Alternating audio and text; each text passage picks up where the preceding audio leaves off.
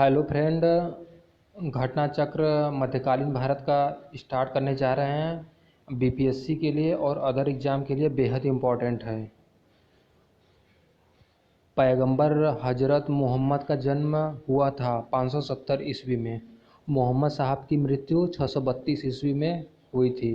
मक्का है सऊदी अरब में। हिंद भारत की जनता के संदर्भ में हिंदू शब्द का प्रथम बार प्रयोग किया गया था अरबों ने। हिंदू शब्द का प्रथम बार प्रयोग अरबों ने किया था। पैगंबर हजरत मोहम्मद साहब का जन्म 570 में हुआ था और मृत्यु 632 में मक्का सऊदी अरब में है। भारत का पहला मुस्लिम आक्रमण 711 ईस्वी में हुआ था। मोहम्मद बिन कासिम द्वारा सिंध की विजय 712 ईस्वी में। पहला मुस्लिम आक्रमण 711 में और मोहम्मद बिन कासिम द्वारा सिंध की विजय 712 ईस्वी में। भारत में प्रथम मुस्लिम आक्रमण था मोहम्मद बिन कासिम द्वारा। भारत पर सर्वप्रथम मुस्लिम आक्रमणकारी थे अरब के। गजनी राजवंश का संस्थापक था अल्पतगिन। गजनी राजवंश का संस्थापक अल्पतगिन था। चंदेल शासक महमूद गजनवी से पराजित नहीं हुआ था। विद्याधर महमूद गजनवी से विद्याधर पराजित नहीं हुआ था। महमूद गजनी ने भारत पर 17 बार आक्रमण किए। महमूद गजनी का दरबारी इतिहासकार उतबी था। महमूद गजनवी का दरबारी इतिहासकार उतबी था। शाहनामा के लेखक फिरदौसी हैं। महमूद गजनवी के दरबार से संबंधित शाहनामा के लेखक फिरदौसी हैं। महमूद गजनी के साथ भारत आने वाला प्रसिद्ध इतिहासकार एवं मुस्लिम विद्वान अलबरूनी था। महमूद गजनी के साथ भारत आने वाला प्रसिद्ध इतिहासकार मुस्लिम विद्वान अलबरूनी था। अलबरूनी भारत में आया था 11वीं सदी में।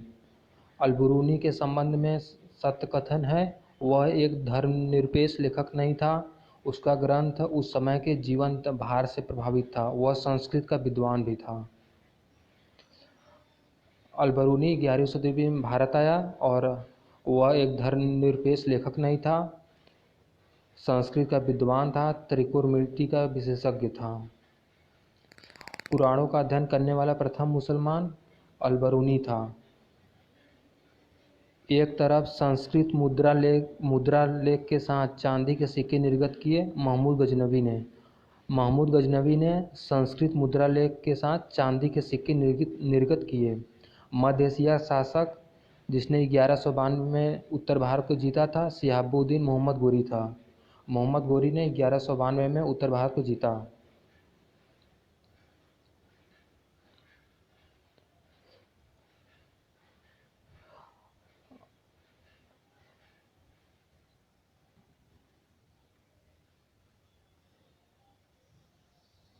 मोहम्मद गोरी को सर्वप्रथम पराजित किया भीम द्वितीय अथवा मूलराज द्वितीय ने। मोहम्मद गोरी को भीम द्वितीय ने पराजित किया। मोहम्मद गोरी ने जयचंद को पराजित किया था चंदावर के युद्ध में 1194 में।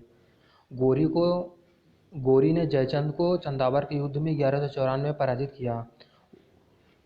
वह युद्ध जिसमें भारत में मुस्लिम शक्ति की स्थापना हुई थी। तराइन का द्वितीय युद्ध 1192 में भारत में मुस्लिम शक्ति की स्थापना हुई थी। भारत पर आक्रमण करने वाले व्यक्तियों का सही क्रम है। पहले महमूद गजनवी ने किया, फिर मोहम्मद गोरी ने, फिर चंगेज़ खान ने, फिर तैमूर ने। गजनवी, फिर गोरी, फिर चंगेज़ खान, फिर तैमूर। वह मुस्लिम शासक जिसके सिक्कों पर देवी लक्ष्मी की आकृति बनी है मोहम्मद गोरी ने देवी लक्ष्मी की आकृति बनी हुई सिक्का प्रचलित किया। भारत में मोहम्मद गोरी ने प्रथम अख्ता प्रदान किया था कुतुबुद्दीन ऐबक को। गोरी ने प्रथम अख्ता कुतुबुद्दीन ऐबक को प्रदान किया। मोहम्मद गोरी ने बंगाल एवं बिहार पर विजय प्राप्त की थी। बख्तियार खिलजी का दास था। और दिल्ही सल्तनत गुलाम वंश का संस्थापक कुतुबुद्दीन ऐबक था। दिल्ली सल्तनत का सुल्तान जो लाख बख्श के नाम से जाना जाता है कुतुबुद्दीन ऐबक था। लाख बख्श के नाम से कुतुबुद्दीन ऐबक को जाना जाता है। गुलाम वंश का संस्थापक कुतुबुद्दीन ऐबक था। कुतुबुद्दीन ऐबक द्वारा बनवाया गया 2.5 दिन का झोपड़ा एक मस्जिद था। और प्रसिद्ध कुतुब मीनार के निर्माण में योगदान दिया कुतुबुद्दीन ऐबक इल्तुतमिश फिरोज शाह तुगलक ने। कुतुबुद्दीन ऐबक की राजधानी लाहौर थी। कुतुबुद्दीन ऐबक द्वारा बनवाया गया 2.5 दिन का झोपड़ा एक मस्जिद था। कुतुब मीनार के निर्माण में कुतुबुद्दीन ऐबक, इल्तुतमिश, फिरोज शाह तुगलक ने योगदान दिया। कुतुबुद्दीन ऐबक की राजधानी लाहौर थी। कुतुबुद्दीन ऐबक की मृत्यु चौगान खेलते समय अश्व से गिरने के पश्चात मौत हो गई। दिल्ली को सल्तनत की राजधानी के रूप में स्थापित किया था इल्तुतमिश ने। दिल्ली को सल्तनत की राजधानी के रूप में इल्तुतमिश ने स्थापित किया। दिल्ली का वो प्रथम सुल्तान जिसने नियमित सिक्के जारी किए तथा दिल्ली को अपने साम्राज्य की राजधानी घोषित किया, इल्तुतमिश ने। दिल्ली का प्रथम सुल्तान इल्तुतमिश था और उन्होंने सिक्के जारी किए और दिल्ली को अपने साम्राज्य की राजधानी भी घोषित किया। दिल्ली का प्रथम मुस्लिम शासक इल्तुतमिश था। गुलाम का गुलाम कहा गया इल्तुतमिश को। मध्यकालीन भारत की प्रथम महिला शासिका रजिया सुल्तान थी। मध्यकालीन भारत की प्रथम महिला शासिका रजिया सुल्तान थी।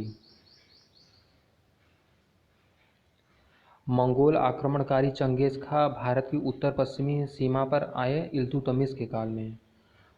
मंगोल आक्रमणकारी जो चंगेज खां भारत की उत्तर पश्चिम सीमा पर इल्तुतमिश के शासनकाल में आए। मंगोल प्रथम बार सिंधु के तट पर देखे गए इल्तुतमिश के शासनकाल में।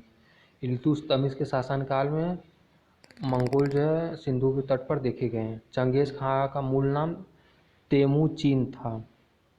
इल्तुतमिश ने बिहार में अपना प्रथम सूबेदार नियुक्त किया था मलिक जानी को।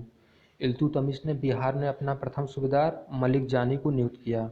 रजिया बेगम को सत्ताच्युत करने में तुर्कों का हाथ था। रजिया बेगम को सत्ता से हटाने पर तुर्कों का हाथ था। दिल्ली के सुल्तान बलबन का पूरा नाम गयासुद्दीन बलबन था। दिल्ली का वह सुल्तान जिसके विषय में कहा गया है कि उसने रक्त और लौ की नीति अपनाई, बलबन ने अपने शासन को शक्तिशाली बनाया और सारी सत्ता अपने हाथ में केंद्रित कर ली और वह उत्तर पश्चिम सीमा को मंगोल आक्रमण से सुरक्षित करना चाहता था। दोनों सही है लेकिन स्पष्टीकरण नहीं है। क्वेश्चन, अपनी शक्ति को समेकित करने के बाद बलबन ने जिले इलाही की उपाधि धारण की। अपनी शक्ति को समेकित करने के बाद बलबन ने जिले इलाही की उपाधि धारण की। भारत में प्रसिद्ध फारसी त्यौहार नौरोज़ को आरंभ करवाया था बलबन ने। नौरोज़ त्यौहार को बलबन ने आरंभ करवाया। बलबन के संदर्भ में उसने नियामत खुदाई के सिद्धांत का प्रतिपादन किया था। तुर्क चलदानी का प्रभाव समाप्त किया था। बंगाल के विद्रोह का दमन किया था। नासिरुद्दीन महमूद ने उसे उलुग खां की उपाधि दी थी। बलबन को नासिरुद्दीन महमूद ने उलुग खां की उपाधि दी। उसने नियामत खुदाई सिद्धांत प्रतिपादन किया। तुर्क चहलगानी का प्रभाव समाप्त किया। बंगाल के विद्रोह का दमन भी किया बलबन ने। और बलबन ने फारसी नौरोज़ त्यौहार को आरंभ करवाया था। गढ़ मुक्तेश्वर की मस्जिद की दीवारों पर अपने शिलालेख में स्वयं को खलीफा का सहायक कहा बलबन ने। अब खिलजी वंश, जब उसने राजत्व प्राप्त किया वह शरीयत के नियमों आदेशों से पूर्णतः स्वतंत्र था। बर्नी ने यह कथन किस सुल्तान के लिए कहा था? अलाउद्दीन खिलजी ने। अलाउद्दीन खिलजी ने, वह सुल्तान जो नया धर्म चलाना चाहता था किंतु उलेमा लोगों ने विरोध किया था। अलाउद्दीन खिलजी ने। अलाउद्दीन खिलजी नया धर्म चलाना चाहता था लेकिन उलेमा ने विरोध किया। दिल्ली का सुल्तान जिसने सिकंदर सानी को मनोपाधि धारण की थी, अलाउद्दीन खिलजी ने। दिल्ली का सुल्तान सिकंदर सानी की मनोपाधि धारण की, वह अलाउद्दीन खिलजी थे। अलाउद्दीन खिलजी का प्रसिद्ध सेनापति जिसकी मंगोलों के विरुद्ध लड़ते हुए मृत्यु हुई थी वह था जफर खां। अलाउद्दीन खिलजी का प्रसिद्ध सेनापति जफर खां था जिसकी मृत्यु मंगोलों के विरुद्ध लड़ते हुए हुई।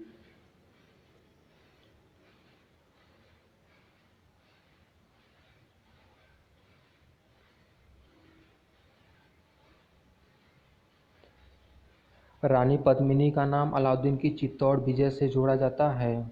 उनके पति का नाम राणा रतन सिंह था। रानी पद्मिनी के नाम अलाउद्दीन की चित्तौड़ विजय से जोड़ा जाता है। उनके पति के नाम राणा रतन सिंह था। अलाउद्दीन के दक्षिणी अभियान धन प्राप्ति के अभियान थे और दक्षिणी राज्यों को कब्जे में करना चाहता था। सेकंड वाला गलत है। अलाउद्दीन के दक्षिण अभियान धन प्राप्ति के अभियान थे। अलाउद्दीन खिलजी के आक्रमण के समय देवगिरी के शासक रामचंद्र देव था। अलाउद्दीन खिलजी के आक्रमण के समय देवगिरी का शासक रामचंद्र देव था। वह सुल्तान जिसके काल में खालिसा भूमि अधिक पैमाने पर विकसित हुई वह अलाउद्दीन खिलजी था। अलाउद्दीन खिलजी के काल में खालिसा भूमि अधिक पैमाने पर विकसित हुई। वह सुल्तान जिसके बारे में कहा जाता है कि उसने भूमि कर को उत्पादन के 50% तक कर दिया था, अलाउद्दीन खिलजी ने भूमि कर के उत्पादन को 50% तक कर दिया था। अलाउद्दीन खिलजी के संबंध में सही है, उसने पृष्ठ जमीनों की पैमाइश के बाद जमीन की मालगुजारी वसूल की। उसने प्रांतों के गवर्नरों के अधिकारों को समाप्त कर दिया था। अलाउद्दीन खिलजी ने प्रांत के गवर्नर के अधिकार को समाप्त कर दिया और मालगुजारी वसूल की। ज़मीनों के पैमाइश के बाद मालगुजारी वसूल की। अलाउद्दीन खिलजी ने दिल्ली में मूल्य नियंत्रण लागू किया था। खिलजी ने दिल्ली में मूल्य नियंत्रण लागू किया था। वह सुल्तान जिसने बाजार सुधार लागू किए थे अलाउद्दीन खिलजी था।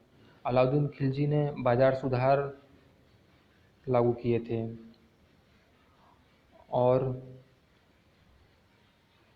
दिल्ली में जो बाजार में मूल्य नियंत्रण था उसको भी लागू करवाया था। अलाउद्दीन खिलजी ने बाजार सुधार भी लागू किए और मूल्य नियंत्रण पद्धति को भी पहली बार अलाउद्दीन खिलजी ने लागू करवाया। बाजार नियंत्रण प्रथा लागू की गई अलाउद्दीन खिलजी ने के द्वारा। मध्यकालीन शासक जिसने सार्वजनिक वितरण प्रणाली प्रारंभ की थी अलाउद्दीन खिलजी ने। सार्वजनिक वितरण प्रणाली अलाउद्दीन खिलजी ने प्रारंभ की। बाजार नियंत्रण अलाउद्दीन खिलजी ने लगवाया। मूल्य नियंत्रण पद्धति भी अलाउद्दीन खिलजी ने लगवाया। दिल्ली में मूल्य नियंत्रण अलाउद्दीन खिलजी द्वारा और सार्वजनिक वितरण प्रणाली भी अलाउद्दीन खिलजी ने। 1336 के बाद अलाउद्दीन खिलजी के समय में दिल्ली के सुल्तान था मंगोलों के बीच सीमा थी सिंधु नदी। 1326 ईस्वी के बाद अलाउद्दीन खिलजी के समय में दिल्ली के सुल्तान था मंगोलों के बीच की सीमा सिंधु नदी थी। खिलजी वंश के बाद तुगलक वंश। अलाउद्दीन खिलजी का वह सेनाध्यक्ष जो तुगलक वंश का प्रथम सुल्तान बना गाजी मलिक था। अलाउद्दीन खिलजी का वह सेनाध्यक्ष जो तुगलक वंश का प्रथम सुल्तान बना गाजी मलिक।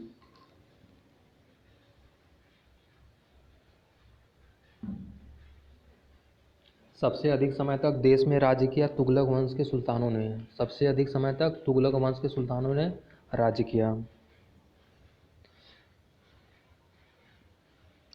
दिल्ली सल्तनत का सर्वाधिक विद्वान शासक जो खगोल शास्त्र, गणित, आयुर्विज्ञान सहित अनेक विद्याओं में माहिर था मोहम्मद बिन तुगलक। मोहम्मद बिन तुगलक जो है खगोल शास्त्र, गणित, आयुर्विज्ञान में माहिर था।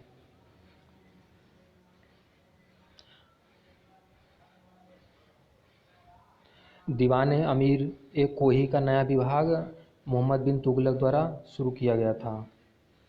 दीवान अमीर कोही का नया विभाग मोहम्मद बिन तुगलक द्वारा शुरू किया गया था। दिल्ली का वह सुल्तान जिसने एक पृथक कृषि विभाग की स्थापना की एवं फसल चक्र की योजना बनाई मोहम्मद बिन तुगलक। मोहम्मद बिन तुगलक ने पृथक कृषि विभाग की स्थापना की और फसल चक्र की योजना बनाई और मोहम्मद बिन तुगलक ने दीवान अमीर कोही एक नया विभाग स्थापित किया और मोहम्मद बिन तुगलक को खगोल शास्त्र, विज्ञान, आयुर्विज्ञान में माहिर था और मोहम्मद बिन तुगलक अपनी राजधानी दिल्ली से दौलताबाद ले गया। मोहम्मद बिन तुगलक ने सांकेतिक मुद्रा का प्रचलन भी किया। मोहम्मद बिन तुगलक ने एक नया स्वर्ण सिक्का जारी किया जो इब्न बतूता द्वारा दिनार कहलाया गया। मोहम्मद बिन तुगलक ने एक नया स्वर्ण सिक्का जारी किया जो इब्न बतूता द्वारा दिनार कहलाया गया। मोहम्मद बिन तुगलक की प्रतीक मुद्रा योजना असफल सिद्ध हुई और मोहम्मद बिन तुगलक का मुद्रा निर्गमन पर उचित नियंत्रण नहीं था। मुद्रा निर्गमन पर उचित नियंत्रण नहीं था और वह असफल रही। मूर देश का यात्री इब्न बतूता भारत आया मोहम्मद बिन तुगलक के शासनकाल में। मोहम्मद बिन तुगलक के शासनकाल में मूर देश का यात्री इब्न बतूता भारत आया था। क्वेश्चन इंपॉर्टेंट है यह। सल्तनत काल में डाक व्यवस्था का विस्तृत विवरण दिया था इब्न बतूता ने। डाक व्यवस्था का विस्तृत विवरण इब्न बतूता ने दिया। इब्न बतूता मोहम्मद बिन तुगलक के शासनकाल में भारत आया था और मोहम्मद बिन तुगलक आयुर्विज्ञान, शिक्षा शास्त्र, गणित में माहिर था। होली त्यौहार के सार्वजनिक उत्सव में भाग लेने वाले दिल्ली का प्रथम सुल्तान मोहम्मद बिन तुगलक था। होली त्यौहार के सार्वजनिक उत्सव में भाग लेने वाला दिल्ली का प्रथम सुल्तान मोहम्मद बिन तुगलक था। वह शासक जिसकी मृत्यु पर इतिहासकार बदायूं ने कहा था कि उस सुल्तान को अपनी प्रजा से और प्रजा को सुल्तान से मुक्ति मिल गई।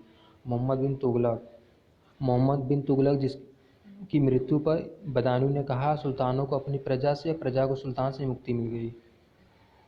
वह सुल्तान जिसने बेरोजगारों को रोजगार दिलवाया था, फिरोज शाह तुगलक ने। दिल्ली का वह सुल्तान जिसने बेरोजगारों के सहायता रोजगार कार्यालय की स्थापना की, फिरोज शाह तुगलक ने। दिल्ली का सुल्तान जो दान दक्षिणा के बारे में काफ़ी ध्यान रखता था और इसके लिए दीवान खैरात स्थापित किया, फिरोज शाह तुगलक ने। फिरोज शाह तुगलक ने दान दक्षिणा के बारे में काफ़ी ध्यान देता था। वह दीवान खैरात स्थापित किया और उसने बेरोजगारों को रोजगार भी दिया और बेरोजगारों को रोजगार भी दिलवाया। बस। और वह सुल्तान जिसके दरबार में सबसे अधिक गुलाम थे, फिरोज शाह तुगलक के। फिरोज शाह तुगलक के शासनकाल में गुलाम सबसे अधिक थे। मध्यकालीन भारतीय राजाओं के संदर्भ में कौन सही है? बलबन ने पहले एक अलग आर्य विभाग की स्थापित किया। अलाउद्दीन ने अपनी सेना के घोड़ों को दागने की पद्धति शुरू की। मोहम्मद बिन तुगलक के बाद दिल्ली की गद्दी पर उसका चचेरा भाई बैठा। फिरोज शाह तुगलक ने गुलामों का एक अलग विभाग स्थापित किया। देखो, बलबन ने एक आर्य विभाग की स्थापना की, अलाउद्दीन खिलजी ने घोड़ों को दागने की पद्धति चलाई, मोहम्मद बिन तुगलक ने दिल्ली की गद्दी पर उसका चचेरा भाई बैठा और फिरोज शाह तुगलक ने गुलामों का एक अलग विभाग स्थापित किया। और फिरोज शाह तुगलक में गुलामों की संख्या सबसे अधिक थी। और फिरोज शाह तुगलक ने बेरोजगारों को रोजगार दिया और उनकी सहायता की और विभाग का गठन भी किया।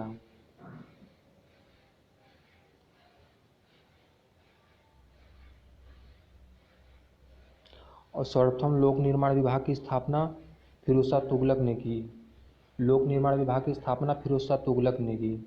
और दिल्ली का वह सुल्तान जो भारत में नहरों के सबसे बड़े जाल का निर्माण करने के लिए परिचित था, फिरोज शाह तुगलक।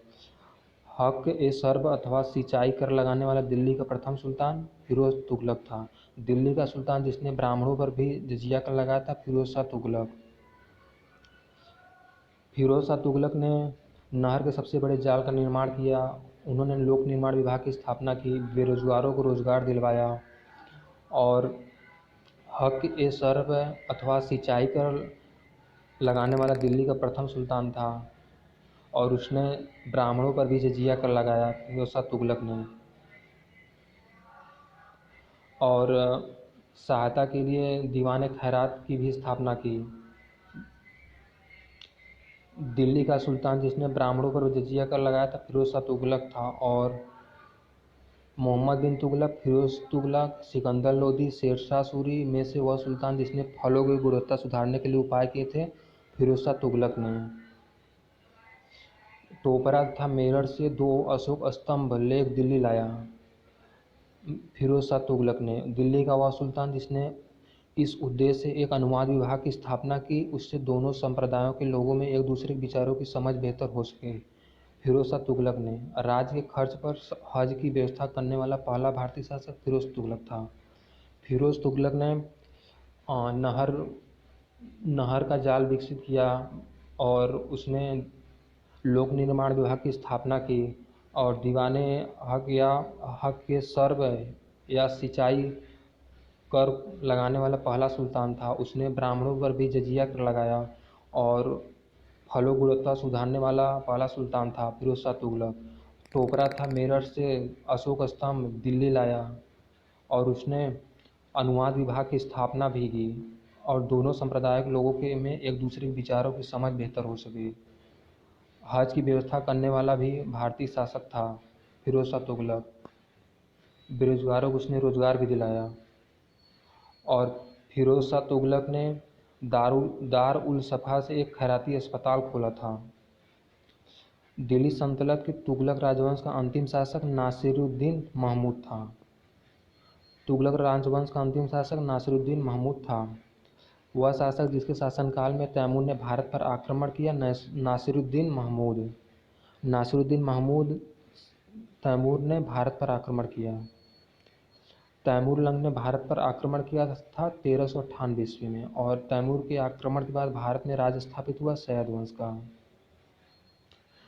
डेल्ही सल्तनत के तुगलक राजवंश का अंतिम शासक नासिरुद्दीन महमूद, और नासिरुद्दीन महमूद ने भारत पर आक्रमण किया, और तैमूर लंग ने भारत पर आक्रमण 1398 में किया, और भारत में राज्य स्थापित हुआ सैयद वंश का। तैमूर आक्रमण के बाद भारत में राजवंश सैयद वंश का स्थापित हुआ। उसके बाद लोदी वंश। खिलजी, तुगलक, सैयद, लोदी शासकों में से अफगान मूल के थे लोदी शासक। अफगान मूल के लोदी शासक थे। दिल्ली की राजगद्दी पर अफगान शासकों का सही क्रम है। पहले बहलोल लोदी 1451 से 1489, फिर सिकंदर लोदी 1489 1517, फिर इब्राहिम लोदी 1517 से 1526। बहलोल लोदी, सिकंदर लोदी, इब्राहिम लोदी। BSE याद कर लीजिए। बी से बहलोल लोदी, एस से सिकंदर लोदी, ई से इब्राहिम लोदी। बहलोल लोदी 1451 से 1489, सिकंदर लोदी 89 से 1517, और इब्राहिम लोदी से 1517 से 1526। और लोदी शासक अफगान मूल के थे, और महाराणा सांगा ने इब्राहिम लोदी को परास्त किया था खतौली के युद्ध में। सांगा ने इब्राहिम लोदी को परास्त किया खतौली के युद्ध में। वह मध्ययुगीन सुल्तान जिसने आगरा शहर की नींव डालने एवं उसे सल्तनत की राजधानी बनाने का श्रेय जाता है सिकंदर लोदी को। सिकंदर लोदी ने आगरा शहर की नींव डाली और उसको राजधानी बनाया।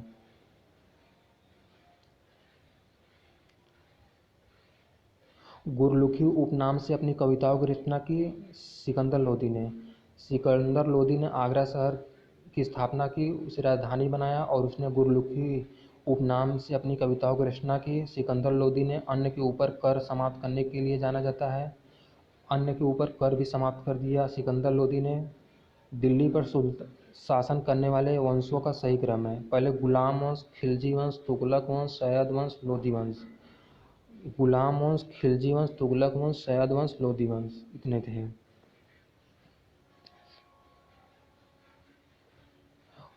बलबन, इल्तुतमिश, कुतुबुद्दीन ऐबक, इब्राहिम लोदी में से वह शासक जो गुलाम वंश का नहीं था इब्राहिम लोदी। इब्राहिम लोदी गुलाम वंश का नहीं था।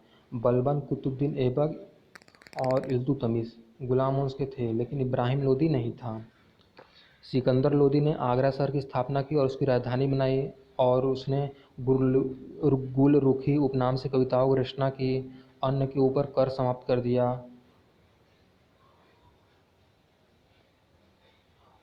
फिर उसके बाद विजयनगर साम्राज्य। विजयनगर राज्य की स्थापना हरिहर और बुक्का ने 1336 ईस्वी में की थी, और अपनी मदुरा विजय कृति में अपने पति के विजय अभियानों का वर्णन करने वाले कवयित्री था गंगा देवी। अपनी मदुरा विजय कृति में अपने पति के विजय अभियानों को वर्णन करने वाले कवयित्री गंगा देवी थे।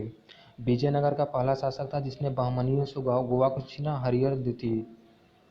हरिहर द्वितीय विजयनगर का वह शासक था जिसने बहमनियों से गोवा को छीना।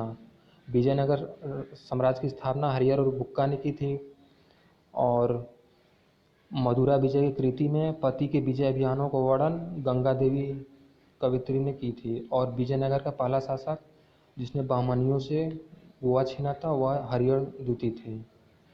नरसी सालू ने संगम वंश का अंत किया और राज सिंहासन छीनकर सालू वंश आरंभ किया। नरसी सालू ने संगम वंश का अंत किया, संगम वंश को समाप्त कर दिया और राज सिंहासन छीनकर सालू वंश को आरंभ किया। संगम वंश को समाप्त किया, सालू वंश को आरंभ किया। वीर नरसिंह ने अंतिम सालू शासक को गद्दी से उतारकर राज सिंहासन छीना। वीर नरसिंह ने सालू वंश को गद्दी से उतार करके राज सिंहासन छीना। वीर नरसिंह के उत्तरवर्ती उनके अनुज कृष्णदेव राय थे। कृष्णदेव राय के उत्तरवर्ती उनके अर्ध भाई अच्युत देव राय थे। विजयनगर के राजा कृष्णदेव राय ने गोलकुंडा का युद्ध जिस राजा के साथ लड़ा था वह है कुली कुतुब शाह। विजयनगर के राजा कृष्णदेव राय ने गोलकुंडा का युद्ध कुली कुतुब शाह के साथ लड़ा था। कृष्णदेव राय के दरबार में अष्टदिग्गज थे 8 तेलुगु कवि। 8 तेलुगु कवि कृष्णदेव राय में 8 अष्टदिग्गज थे। कृष्णदेव राय, राजेंद्र चोल, हरिहर तथा बुक्का में से वह जिसे आंध्र भोज भी कहा जाता है कृष्णदेव राय को। कृष्णदेव राय को आंध्र भोज कहा जाता है। कृष्णदेव राय के दरबार में अष्टदिग्गज 8 तेलुगु कवि थे, और विजयनगर के राजा कृष्णदेव राय ने गोलकुंडा के युद्ध कुतुब शाह के साथ लड़ा था और कृष्णदेव राय के उत्तरावर्ती उनके अर्धभाई अच्युत देव राय थे और विजयनगर साम्राज्य की स्थापना हरिहर बुक्का ने की थी। कृष्णदेव राय राजेंद्र चोल हरिहर था बुक्का में उसे जिसे आंध्र भोज कहा जाता है। कृष्णदेव राय को आंध्र भोज कहा जाता है। प्रसिद्ध विजयनगर शासक कृष्णदेव राय के अधीन स्वर्णयुग था तेलुगु साहित्य का।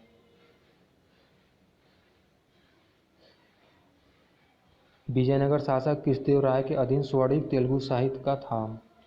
कृष्णदेव राय ने नागलापुर नगर की स्थापना की थी। विजयनगर का प्रसिद्ध हजारा मंदिर कृष्णदेव राय के शासनकाल में निर्मित हुआ। विजयनगर का प्रसिद्ध हजारा मंदिर कृष्णदेव राय के शासनकाल में निर्मित हुआ। कृष्णदेव राय ने नागलापुर नगर की स्थापना की और कृष्णदेव राय तेलुगु साहित्य के अधीन थे और कृष्णदेव राय में 8 तेलुगु कवि अष्टदिग्गज कहलाते थे। कृष्णदेव राय जिन्हें आंध्र भोज भी कहा जाता था। अब्दुल रज्जाक विजयनगर आया था देवराय द्वितीय के शासनकाल में। देवराय द्वितीय के शासनकाल में अब्दुल रज्जाक विजयनगर आया था। विजयनगर का प्रसिद्ध हजारा मंदिर कृष्णदेव राय के शासनकाल में निर्मित हुआ। निकोलो कोंटी इटली का एक यात्री था जिसने देवराय प्रथम के समय विजयनगर साम्राज्य की यात्रा की। निकोलो कोंटी इटली का एक यात्री था जिसने देवराय प्रथम के समय विजयनगर साम्राज्य की यात्रा की। वैदिक ग्रंथों के भाष्यकार सायण को आश्रय प्राप्त था विजयनगर राजाओं का। वैदिक ग्रंथों के भाष्यकार सायण को विजयनगर राजाओं का आश्रय प्राप्त था।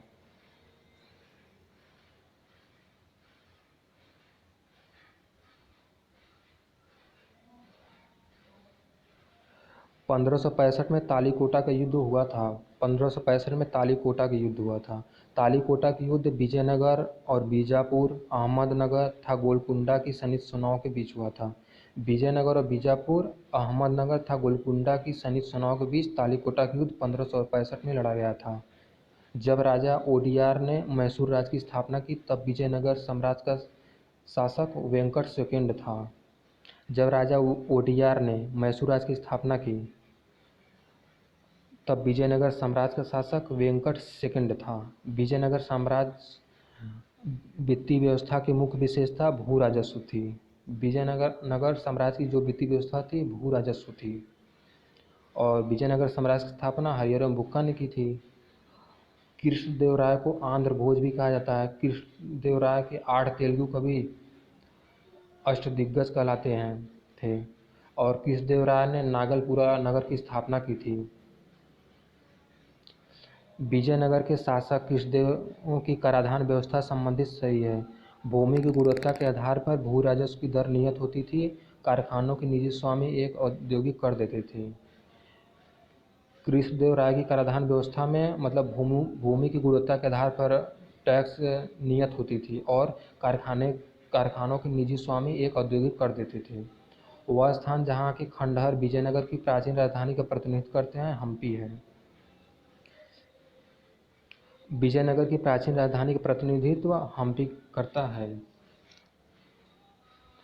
विजयनगर का शासक जिसने चाइना के सम्राट के पास अपना राजदूत भेजा वह बुक्का प्रथम थे। बुक्का प्रथम चीन के सम्राट के पास अपना राजदूत भेजे। प्रसिद्ध विजय विट्ठल मंदिर जिसके 56 तक्षित स्तंभ संगीतमय स्वर निकालते हैं हम्पी में अवस्थित हैं। विट्ठल मंदिर जिसके 56 तक्षित स्तंभ संगीतमय स्वर निकालते हैं हम्पी में अवस्थित हैं। फिर देखते हैं कृष्णदेव राय 8 तेलुगु कवि को अष्टदिग्गज कहा जाता था और कृष्णदेव राय ने नागलापुरा नगर की स्थापना की। कृष्णदेव राय के शासनकाल में भूमि की गुणवत्ता के आधार पर जो कर होते थे नियत होते थे और कारखानों के निजी स्वामी एक औद्योगिक कर देते थे।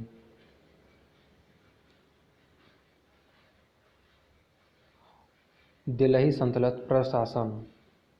इतिहासकार बर्नी ने दिल्ली के सुल्तानों के अधीन भारत में शासन को वास्तव में इस्लामी नहीं माना क्योंकि अधिकतर आबादी इस्लाम का अनुसरण नहीं करती थी। इतिहासकार बर्नी ने दिल्ली के सुल्तानों के अधीन भारत में शासन को जो वास्तविक इस्लामी नहीं माना क्योंकि इस्लाम का अनुसरण नहीं करते थे अधिकतर आबादी। सल्तनत काल के अधिकांश मीर एवं सुल्तान थे तुर्क वर्ग के। सल्तनत काल के जो अधिकांश अमीर एवं सुल्तान तुर्क वर्ग के थे। दीवान बंदगान फिरोज शाह तुगलक ने जारी किया। दीवान मुस्तखराज अलाउद्दीन ने। दीवान कोही मोहम्मद बिन तुगलक ने। दीवान अर्ज बलबन ने। दीवान अर्ज बलबन ने, अर्ज है तो बलबन ने, दीवान कोही है तो मोहम्मद बिन तुगलक, मुस्तखराज अलाउद्दीन, बंदगान फिरोज शाह तुगलक। फिरोज शाह तुगलक के शासनकाल में ही सबसे ज़्यादा गुलामों की संख्या अधिक थी। और फिरोज शाह तुगलक ने खैराती अस्पताल की स्थापना भी की। उसने बेरोजगार को रोजगार दिए। और फिरोज शाह तुगलक ने नहरों का जाल बिछाया और लोक निर्माण विभाग की स्थापना की।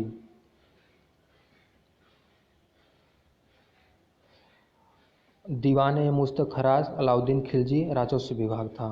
मुस्तखराज अलाउद्दीन खिलजी राजस्व विभाग। अमीर कोही मोहम्मद बिन तुगलक कृषि विभाग।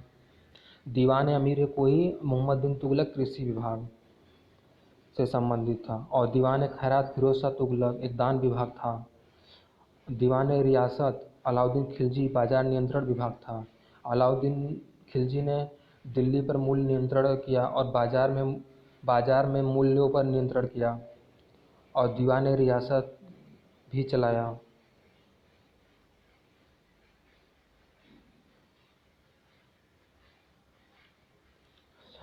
दीवान अर्ज सेना विभाग से संबंधित था और दीवान रिसालत धार्मिक मुद्दों से और दीवान इंसा सरकारी पत्र व्यवहार संबंधित, दीवान वजारत वित्तीय मामलों से संबंधित। अर्ज जो था सेना विभाग से, रिसालत था धार्मिक मुद्दों से, दीवान इंसा सरकारी पत्र व्यवहार से, दीवान वजारत वित्तीय मामलों से। और दीवान मुस्तखराज अलाउद्दीन खिलजी, अमीर कोही मोहम्मद बिन तुगलक, खैरात फिरोज शाह तुगलक, रियासत अलाउद्दीन खिलजी। और दीवान बंदगान फिरोज शाह तुगलक, अमीर कोही मोहम्मद बिन तुगलक, दीवान अर्ज बलबन।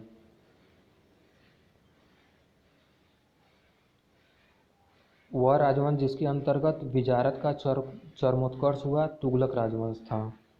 तुगलक राजवंश के अंतर्गत विजारत का चरमोत्कर्ष हुआ। भूमि उत्पाद पर लगने वाला कर को खराज उस्र मुक्तई इंगित करता है। खराज उस्र मुक्तई भूमि उत्पाद पर लगने वाला कर था।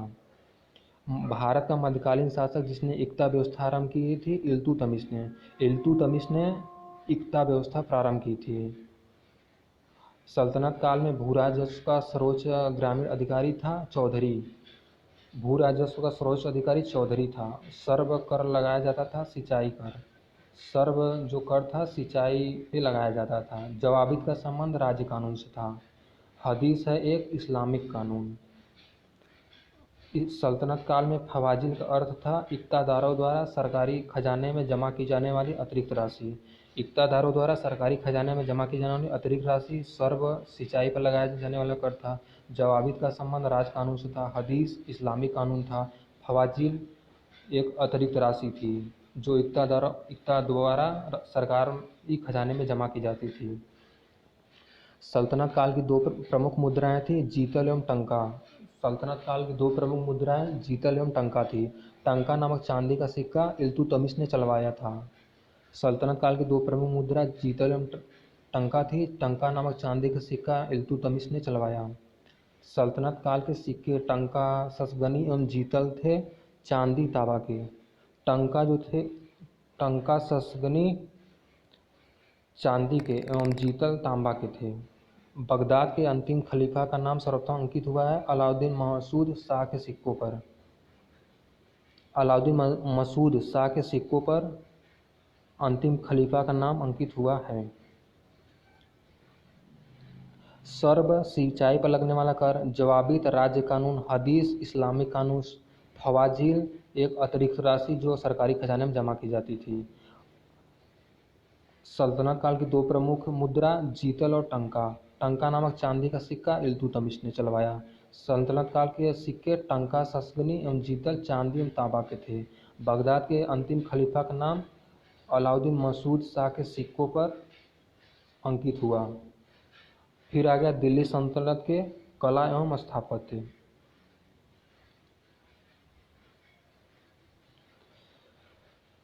अलाई दरवाजा का निर्माण अलाउद्दीन खिलजी ने करवाया। अलाई दरवाजा का निर्माण अलाउद्दीन खिलजी ने करवाया। कुतुबुद्दीन ऐबक, इल्तुतमिश, अलाउद्दीन खिलजी, फिरोज शाह तुगलक में से वह कुतुब मीनार के निर्माण में योगदान नहीं दिया था, वह अलाउद्दीन खिलजी थे। अलाउद्दीन खिलजी ने कुतुब मीनार के निर्माण में योगदान नहीं दिया था, जबकि कुतुबुद्दीन ऐबक, इल्तुतमिश, फिरोज शाह तुगलक ने कुतुब मीनार निर्माण में योगदान दिया। वह सुल्तान जिसने कुतुब मीनार की 5वीं मंजिल का निर्माण करवाया था, फिरोज शाह तुगलक ने। कुतुब मीनार की 5वीं मंजिल का निर्माण फिरोज शाह तुगलक ने करवाया। भारत में प्रथम मकबरा जो शुद्ध इस्लामी शैली में निर्मित हुआ था, बलबन का मकबरा। बलबन का मकबरा शुद्ध इस्लामी शैली में निर्मित हुआ था।